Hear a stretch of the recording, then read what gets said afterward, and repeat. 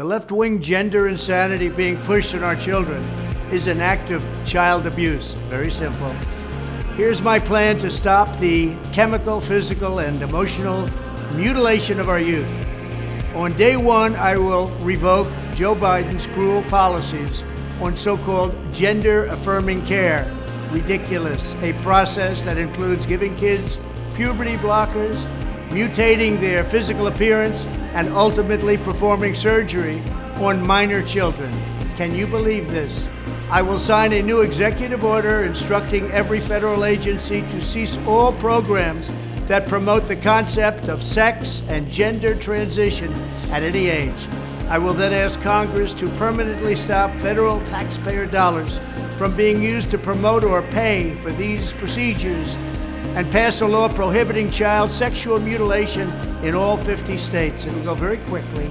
I will declare that any hospital or healthcare provider that participates in the chemical or physical mutilation of minor youth will no longer meet federal health and safety standards for Medicaid and Medicare and will be terminated from the program immediately. Furthermore, I will support the creation of a private right of action for victims to sue doctors who have unforgivably performed these procedures on minor children.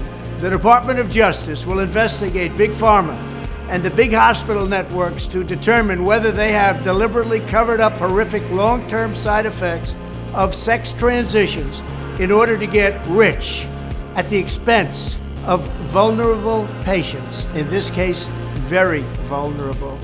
We will also investigate whether Big Pharma or others have illegally marketed hormones and puberty blockers which are in no way licensed or approved for this use.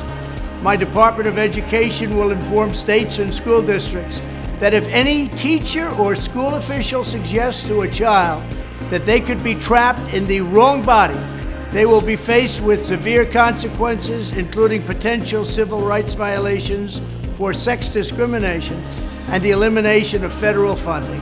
As part of our new credentialing body for teachers, we will promote positive education about the nuclear family, the roles of mothers and fathers, and celebrating rather than erasing the things that make men and women different and unique. I will ask Congress to pass a bill establishing that the only genders recognized by the United States government are male and female, and they are assigned at birth.